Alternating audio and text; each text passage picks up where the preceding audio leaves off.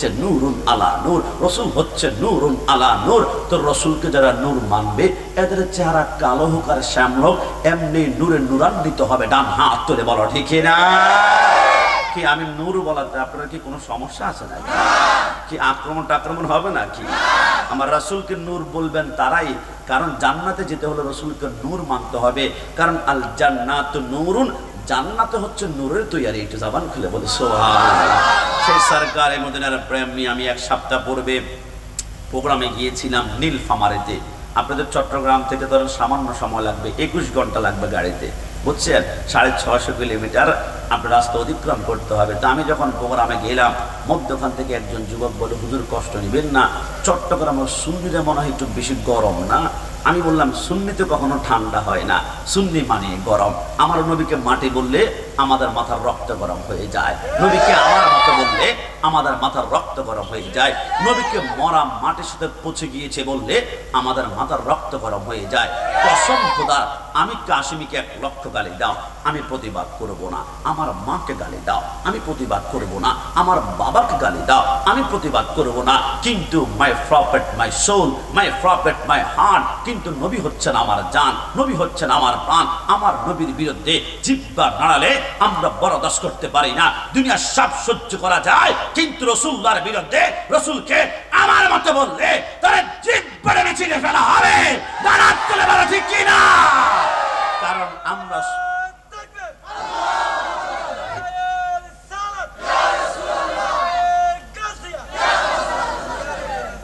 আমি বললাম অন্য কিছু বলবা, বলে হুজুর কষ্ট নিবেন না। সুন্নিরা যখন ইয়া নবী সালাম আলাইকে বলে, নবীকে সালাম দেয়, এই কে রে, এই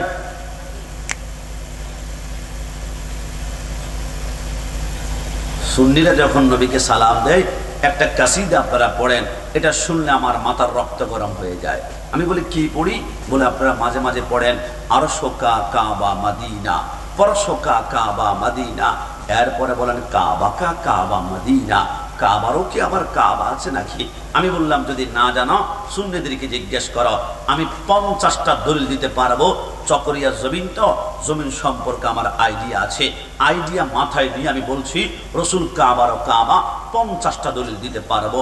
তুমি যদি শুনতে চাও তাহলে আমার মাইকার আওয়াজ কিন্তু সামনে যাচ্ছে, পিছনে যাচ্ছে, ডানে যাচ্ছে, বামে যাচ্ছে। আমি জানি আজকের মাহফিলে অনেকে আসবে না, এটা সুন্নিদের মাহফিল, এটা মাজার পূজারীদের মাহফিল, এটা বিদাতীদের মাহফিল। আমি বলি ভাই তুমি আসো আর না আসো, তোমাকে জোর করে প্যান্ডেলে আনবো না। কারণ महबूब की महफिल को महबूब ने सजाती है, आते हैं वही जिनको सरकार बुलाती है। कसम खुदा আজকের প্যান্ডেলে সবাই আসতে পারবে না, সবাই আসতে পারবে না, সবাই আসতে পারবে না। একমাত্র তারাই আসবে যাদেরকে আমার রাসূল ডেকে ডেকে নিয়ে আসবেন। যদি বলে সুবহানাল্লাহ। এই জন্য আমি বলছিলাম যেইখান থেকে শুনো ভাই তুমি সেইখান থেকে শুনো। আমার কথা যুক্তির বাইরে আসলে প্যান্ডেলের কোনায় দাঁড়িয়ে আমাকে প্রশ্ন করবা, জবাব দিতে না পারলে চকরিয়াতে ডান পার কোনোদিন ঢুকাবো না। কিন্তু যদি জবাব দিতে তুমি তোমার ব্রেন তোমাকে সাপোর্ট করে, তাহলে চোখ বন্ধ করে আহলে সুন্নাত ওয়াল জামাতে তোমাকে আসতেই হবে।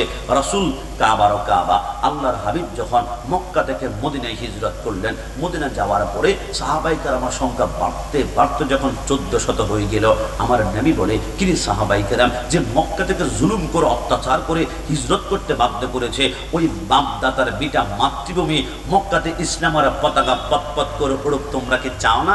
সাহাবায়ে কেরাম বলে, ফিদা আবি ওয়া উম্মি ইয়া রাসূলুল্লাহ। হুকুম করেন নবী, মা ছাড়বো, বাবা ছাড়বো, সন্তান ছাড়বো, সন্ততি ছাড়বো, আমার স্ত্রী ছাড়বো, কিন্তু নবী আপনার কদম আমরা 1 সেকেন্ডের জন্য ছাড়বো না। আমার নবী বলে, দেখি তো চলো। সমস্ত সাহাবায়ে কেরাম পিছনে, নবী আমার সামনে। নবী হাঁটতে হাঁটতে কাবার সামনে গিয়ে চিৎকার করে বলতে লাগলেন, লাব্বাইক আল্লাহুম্মা লাব্বাইক লা শারীকা লাকা লাব্বাইক ইন্নাল হামদা ওয়ান নি'মাতা লাকা ওয়াল মুলক লা শারীকা লাকা লাব্বাইক। আমার নবী 7টা চক্কর দেওয়ার পরে বলল, আইনা বিলাল, বেলালু, হে বেলাল তুমি কোথায়? হযরতে বেলাল, লাব্বাইকা সাদাইকা রাসূলুল্লাহ, নবী কেন ডেকেছেন? আমার নবী বলেন, বেলাল যোহরের টাইম হয়েছে, আজান দিতে হবে, মাইক নাই, সাউন্ড সিস্টেম নাই, সাউন্ড বক্স নাই। বেলাল একটা কাজ করো, দুনিয়ার সবচেয়ে উঁচা জায়গার মধ্যে ওঠে, তোমাকে আজকে আজান দিতে হবে। হযরতে বেলাল বলে, রাসূল দুনিয়ার সবচেয়ে উঁচা জায়গা আবার কোনটা? আমার নবী চোখটা বন্ধ করে সেকেন্ডের ভিতরে চোখটা খুলে একটা মুস্কি হেসে দিয়ে বলে, আমি গোটা পৃথিবী সেকেন্ডের ভিতরে আমি চাই করে আমি গোটা পৃথিবী সেকেন্ডের ভিতরে ম্যাপিং করে দেখলাম, গোটা পৃথিবীর সবচেয়ে উঁচা জায়গার নাম হচ্ছে কাবা শরীফ। একটু জবান খুলে বলি সুবহানাল্লাহ। বেলাল তুমি কাবার উপরে উঠো।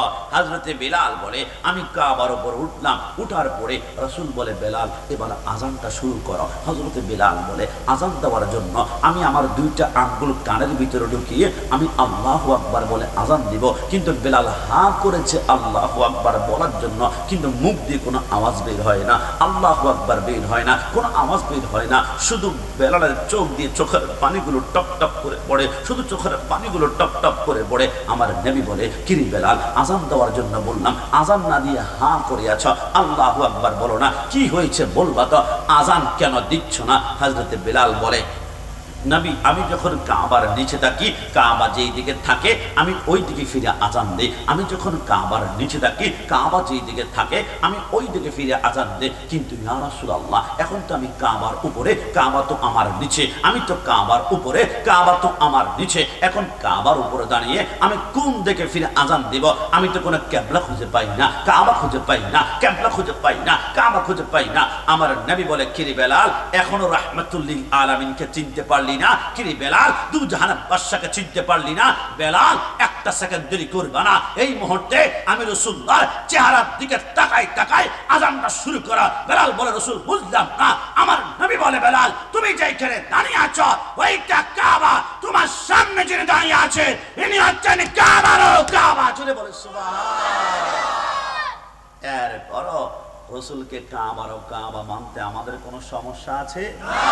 এই জন্য মাঝে মাঝে মাইজবান্ডার দরবার শরীফ গেলে একটা গজল শুনতে পাই, অনেকের মাথার রক্ত গরম হয়ে যায়, আমার কলিজা ঠান্ডা হয়। গজলটা অনেকেই পারেন। গোলাপ নয় নবীজি, গোলাপের বাবা, গোলাপ নয় নবীজি, গোলাপের বাবা, নবীজি হইলেন কাবার কাবা। ডান হাত তুলে বলো ঠিক কিনা, বলো না। গোলাপ নয় নবীজি, গোলাপের বাবা, নবীজি হইলেন কাবার কাবা। নবীজির শোকেটে কাবা হয়ে আসে কালা। ইয়া মুহাম্মদ মুস্তাফা নবী সাল্লি আলা, ইয়া মুহাম্মদ মুস্তাফা সাল্লি আলা। শাফায়াতের কান্ডার, শাফায়াতের দারি মদিনা ওয়ালা, ইয়া মুহাম্মদ মুস্তাফা নবী সাল্লি আলা, ইয়া মুহাম্মদ মুস্তাফা নবী সাল্লি আলা। ওই রাসূলের প্রেম নিয়ে প্রথম একটি ইমানি কথা বললাম, এতে কি আপনারা আমার উপর রাগ করেছে? কারণ ইমানটা যদি পরিষ্কার না হয় তাহলে আমল করতে করতে, নামাজ পড়তে পড়তে কপালে দাগ পড়ে যাবে। ওই নামাজ আপনাকে নেবে আমিলাতুন নাসিবাতুন তাসলা নারান হামিয়া, ওই নামাজ জাহান্নামে নেবে। কিন্তু ইমানটা যদি পরিষ্কার হয়, একটা সেইটাই আপনাকে আল্লাহ চোখের পলকে পুলসিরাত পার করাবে। জোরে বলে সুবহানাল্লাহ। এবার আসুন, আমি একখানা আয়াত তেলাওয়াত করছি, আমি না বললো আপনারা আমার সাথে ঠোঁট নাড়াবেন, কারণ এই আয়াতটি প্রত্যেকের মুখস্থ আছে। আর সেই আয়াতটি হচ্ছে, কুল্লু নাফসিন যায়িকাতুল মউত, জন্ম যে গ্রহণ করেছে মৃত্যু তাকে বরণ করতেই হবে, এই কথার মধ্যে কোনো সন্দেহ না। তবে আশ্চর্যের বিষয় হচ্ছে, বাংলাদেশে একজন বাওয়াল শিল্পী ছিল, এনার নাম ছিল ফিরোজ শাহ। তিনি একটা গান লিখেছেন, গানের নাম হচ্ছে এক সেকেন্ডের নাই ভরসা। গানটা লিখে তাল সুর লয় সব কিছু ঠিক করে ঢাকা আরবি স্টেডিয়ামে 50,000 মানুষের সামনে নতুন একটা গান আজকে উপহার দিবেন, সারপ্রাইজ দিবেন, অবাক করে দিবেন। ওই বাউল শিল্পী ফিরোজ শাহ তিনি স্টেজের মধ্যে উঠে মাইক্রোফোনটা হাতের মধ্যে নিয়ে শুধু একটা টান দিয়েছিল, 1 সেকেন্ডের নাই ভরসা। টান দেওয়ার সাথে সাথে তার দেহটা জমিন স্টেজ থেকে জমিনের মধ্যে দপ করে পড়ে গেল। ঢাকা মেডিকেলে নেওয়ার পরে ডাক্তার যখন চেক আপ করলো, ডাক্তার বলে আজরাইল রুটা এত জোরে টান দিয়েছে তার 37টা রগ 2 টুকরা টুকরা হয়ে রক্তগুলা ছিন্ন ভিন্ন হয়ে গিয়েছে।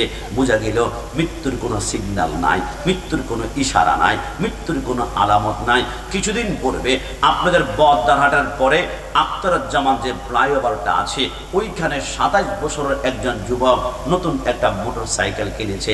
রক্ত গরম তো 27 বছরের যুবকটা মোটর সাইকেলের স্পিডটা 90তে উঠিয়েছে।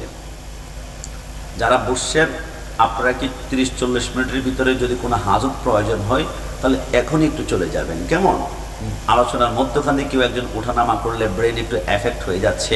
আমরা তো দুনিয়ার কোনো নেতা নেত্রীর কথা বলছি না, আমরা কথা বলছি আল্লাহ রসুলকে রাজি করার কথা বলে, ঠিক কিনা? আমি জানি অনেকে টেস্ট করার জন্য এসেছে। গোলাম রাব্বানি কাশিমি দেখি ফেসবুকে মাঝে মাঝে গর্জন তর্জন কথা বলে, দেখি তো আজকে কেমন 10 মিনিট টেস্ট করে আস্তে করে উঠে চলে যাবে। আমি বললাম টেস্ট করে যদি উঠো তাহলে কিন্তু আজকের সার্ফ এক্সেল কিন্তু খুব গরম হয়ে যাবে, পুরো মারাত্মক হয়ে যাবে। কারণ আমরা যা কথা বলবো দুনিয়ার কাউকে ভয় করার জন্য কথা বলবো না, আমাদের প্রত্যেকটা কথা হবে আল্লাহ রসুলকে রাজি করার জন্য কথা বলুন, ঠিক না? এই জন্য আমি বললাম সেই যুবকটা মোটর সাইকেল চালাতে গিয়ে তার স্পিডটা 90 উঠিয়ে দিয়েছে। মোটর সাইকেলের স্পিডটা কন্ট্রোল করতে না পেরে লোহার স্টেপ ল্যাম্পের সাথে তার মাথাটা এত জোরে বাড়ি খেয়েছিল, বাতের মা যেমন ছিটকাই যায় তার মাথার মগজগুলা ছিন্ন ভিন্ন হয়ে গিয়েছে। তুমি আর আমি কিন্তু লিখেছিলাম আমার দোস্ত এত অল্প সময় মৃত্যুবরণ করবে কল্পনাও করতে পারি নাই। তুমি কল্পনা করলো কি আর না করলো কি, মৃত্যু 27 বছর লেখা আছে, মৃত্যুবরণ করেছে। আমি কিছুদিন পূর্বে সিলেট হবিগঞ্জের শায়েস্তাগঞ্জ একটা থানা আছে, প্রোগ্রামে গেলাম। একজন যুবক খাওয়া দাওয়ার পরে বলল, হুজুর আমার মাথায় হাত তুলে একটু দোয়া করে দিন না। আমি বললাম চেহারা বড্ড সুন্দর, যদি পারো একটু দাড়িগুলা রেখে দাও আরো সুন্দর লাগবে। আমাকে মুস্কি হেসে বলে, হুজুর আমি বিয়েটা করে নেই, 40 বছর বয়সে দাড়ি রাখবো, 50 বছরে বাড়ি গাড়ি করবো, 60 বছর বয়সে আমি হজ করব, আর 70 বছরের নামাজের সিজদা করতে করতে আল্লাহর মহান দিদারে চলে যাব। আমি বললাম চমৎকার বলেছ, কিন্তু 70 বছর বাঁচবা গ্যারান্টি তোমাকে কে দিয়েছে? 70 বছর বাঁচবা সিগনেচার কে দিয়েছে? 1 সেকেন্ডের নাই ভরসা, নিঃশ্বাসটা বন্ধ হবে। তোমার আপনজনরা তোমার 5 তলা বিল্ডিং এর টাইলসের এসি রুম থেকে তোমাকে এত জোরে টান দেবে 1 মিনিটের ভিতরে 5 তলা থেকে জমিনের মধ্যে শোয়াই ফেলবে। এরপরেই তোমাদেরকে বড়ই পাতার গরম জল দিয়ে গোসল দেবে। আমি কাশিমি অনেক ভাবলাম, চকরিয়ার ভাইরা বাবা তো একটা বার চিন্তা করো, আম পাতা নয়, জাম পাতা নয়, কাঁঠাল পাতা নয়, বড়ই পাতা কেন? আমার রসুল বলে বড়ই পাতার ভিতরে অ্যান্টিসেপটিক একটা ক্যালসিয়াম আছে, এটা যখন গরম পানির সাথে মিক্স হয়ে যায় ওই গরম পানি দিয়ে মৃত মানুষকে গোসল দিলে সেই মানুষটা 12 ঘন্টা পচবে না, নরম হবে না, দুর্গন্ধ বের হবে না, শরীরটা টাইট থাকবে, সুগন্ধি বের হবে। নবীর তত্ত্ব আপনি জানেন কিভাবে? আমার নবী মুস্কি হেসে বলে, আর রহমান আল্লামাল কোরআন, সমস্ত জ্ঞানের সৃষ্টিকর্তা আল্লাহ, কিন্তু গোটা পৃথিবীর সমস্ত জ্ঞানের মালিক হচ্ছি আমি। মদিনাওয়ালা একটু জবান খুলে বলে সুবহানাল্লাহ। এরপরে আমরা দুনিয়ার জমিন থেকে যাওয়ার পরে আরেকটা জায়গা, ইন্নামাল কবরু রাউযাতুম মিন রিয়াজিল জান্নাহ আও হুফরাতুম মিন হুফারিন নার। ওই কবরে যাওয়ার পরে প্রত্যেকের সামনে 2টা করে স্টেশন থাকবে। চকরিয়ার ভাইরা আপনার ডান পাশে থাকবে রওজা জান্নাত, আর বাম পাশে থাকবে হুফরা মানে জাহান্নাম। হুফরার কথা বলতে গিয়ে আমার নবী চোখের পানিগুলা ছেড়ে দিয়েছে। চকরিয়ার আগুন যদি আঙ্গুলের আগার মধ্যে লাগে, প্রথম আঙ্গুল পড়বে, তারপর কনুই পড়বে, তারপর সিনা পড়বে, তারপর বুক পড়বে। কিন্তু জাহান্নামের আগুন কি হবে জানেন? নারুল্লাহিল মুকাদাতুল্লাতি তাত্তালিউ আলাল আফইদা। জাহান্নামের আগুন আঙ্গুলে লাগবে তো আঙ্গুল পড়বে না, ডাইরেক্ট আপনার আমার কলিজা আঙ্কার করে ফেলবে। কিছুক্ষণ পরে জাহান্নামের উত্তাপ সহ্য করতে না পেরে বান্দা বলবে, আল্লাহ তৃষ্ণা, আল্লাহ গলা শুকিয়ে গিয়েছে, তৃষ্ণার জ্বালায় জিহ্বা বের হয়ে যাচ্ছে, আমার আল্লাহ বলে খবরদার, জাহান্নামে কোনো ঠান্ডা পানি পাওয়া যাবে না, ইল্লা হামিমা ওয়া গাসসাকা, সেইখানে গরম গরম পুজ আমাদের হাতের মধ্যে দিবে। আমাদের চকরিয়াতে ব্রন টিপ দিলে পুজ বের হয়, আমরা হাতের মধ্যে টিস্যু নিয়ে পুজটা মুছে বলে চিহ দুর্গন্ধ ফেলে দাও। আমাদের পোড়া, আমাদের বিচি টিপ দিয়ে আমরা পুজ বের করি, ওই পুজগুলা গরম করে আপনার হাতের মধ্যে যখন দিবে, এটা খাওয়ার সাথে সাথে শরীরের মাংসগুলা ঝরঝর করে জমিনের মধ্যে পড়ে যাবে। কিছুক্ষণ পর শরীরের মাংসগুলা আমার লাগবে। বান্দা বলবে আল্লাহ আমি ক্ষুধার্ত, আল্লাহ আমার পেট জ্বলে ছারখার হয়ে যায়, আমি খেতে চাই, কিন্তু জাহান্নামে কোনো সুস্বাদু ফল পাওয়া যাবে না। কসম খোদার, মুসলিম শরীফের মধ্যে লেখে ক্ষুধা ক্ষুধা ক্ষুধা ক্ষুধা বলে চিৎকার করলে প্রত্যেকের হাতে আপেলের মতো একটা গোলাকার ফল দেওয়া হবে।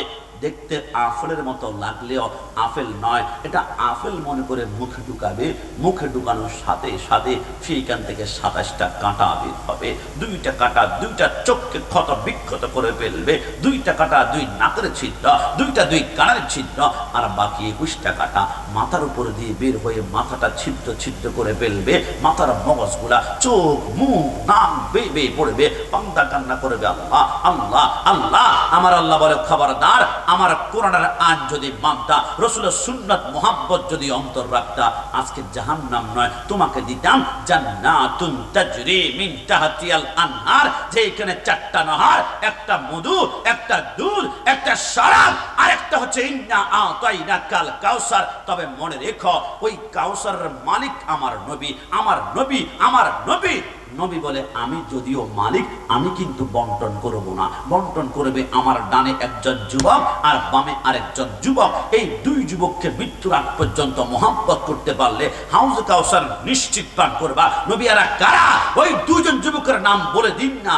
আমার নবী বলে একজন হাসান আর একজন ইমাম হুসাইন। জোরে বলে সুবহানাল্লাহ। ওই হাসান হুসাইনের মোহাব্বত চাই কি চাই না? না 2 হাত তুলে বলেন চাই কি না? মা ফাতিমার নয়নে মনি হযরত আলীর জান, ইমাম হুসাইন শহীদ হলো কারবালার ময়দান, ইমাম হুসাইন শহীদ হলো কারবালার ময়দান। ঈদের দিনে নতুন পোশাক পরল সকলে, হাসান হুসাইন কান্দে নানা পোশাক দাও বলে, দয়াল নবী করলেন দোয়া ও গো রাব্বানা, জান্নাত হতে কুদরতের পোশাক পাঠাও না।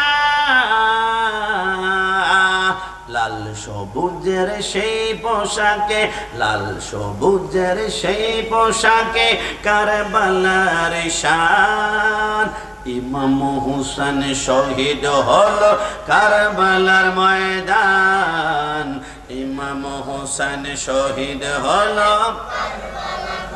লাল রঙের পোশাকে হতে মাটি নিল হাতে, এই মাটির কাহিনী হবে হুসাইনের সাথে, শিমর যখন করবে জবাই নিজের হাতে, মাটি রক্ত হয়ে যাবে কারবালার সাথে। হুসাইনের শাহাদাত ইলমে গায়েবের প্রমাণ, ইমাম হুসাইন শহীদ হলো কারবালার ময়দান। সালবার মতন ইমাম হুসাইন কারবালার ময়দান। ওই কবরের পরে আরেকটা জায়গা হবে, ইদা জুলজিলাতিল আরদু জিলজালাহা ওয়া আখরাজাতিল আরদু আথকালাহা ওয়া ক্বালাল ইনসানু মা লাহা। সমস্ত কিয়ামতের ময়দান থরথর করে কাঁপবে। 9 কোটি 30 লক্ষ মাইল দূর থেকে সূর্যের তাপ দেয়, সহ্য করতে পারি না, এসি লাগাই, ফ্যান লাগাই, এয়ার কুলার লাগাই, কিন্তু কিয়ামতের ময়দানে সূর্য আমাদের মাথার 1 বিঘু উপরে চলে আসবে। মাথার মগজগুলা মাথার মারের মতো টকবক করে উঠবে, জমিনটা তামা হয়ে যাবে। আমি অনেক চিন্তা করলাম, তামা না হয়ে লোহা কেন হবে না? লোহা হবে না একটা কারণে, লোহার এক পাশ গরম হলে অন্য পাশ গরম হয় না, কিন্তু তামার যে কোনো একটা কোণা যেখানে ছিল একদম সেম জায়গায় মাইকটা। তামার যেই কোনো জায়গায় এক জায়গায় গরম হলে গোটা তামাটা গরম হয়ে যায়। গুনাহগার বান্দা যখন পাটা ফেলবে সাথে সাথে তার চামড়া গোশত হাড্ডি মোমরের মতো বলতে শুরু করবে। ওই কিয়ামতে একমাত্র আপনাকে তাড়াবে। আপনি বলবেন হুজুর ওই কিয়ামতের ময়দানে আমার মা তো আমাকে বলবে না, কেন কেন? হুজুর বিশ্বাস করেন, একদিন রাত 2টা বাজে আমি দুবাই চাকরি করতে গিয়ে আমি চাকরি থেকে এসে লেবু কাটতে গিয়ে আমার হাতের আঙ্গুল কেটে ফেলেছি। তাহলে আমার মা নাকি ওই দিন রাত 2টা বাজে চকরিয়া জমিনে রাতের বেলায় আমার ওয়াইফ বলেছে হাও মাও করে কান্না করে উঠেছে, হুজুর দুবাই আমি হাত কেটেছি, আমার মা চকরিয়াতে টের পেয়ে গিয়েছে। তো এত মায়া যে মা করে কিয়ামতের ময়দানে তো আমার মা আমাকে বলবে না। এটা বলে আপনার বিবেক। কিন্তু কোরআন কি বলে জানেন? ইয়াফিরুল মারউ মিন আখি ওয়া উম্মি ওয়া আবি। কসম খোদার কিয়ামতের ময়দানে আপনার মা যখন আপনাকে দেখবে পালাতে শুরু করবে, আপনার বাবা যখন দেখবে দৌড়িয়ে দৌড়িয়ে পালাতে শুরু করবে, আপনার ভাই যখন দেখবে দৌড়িয়ে দৌড়িয়ে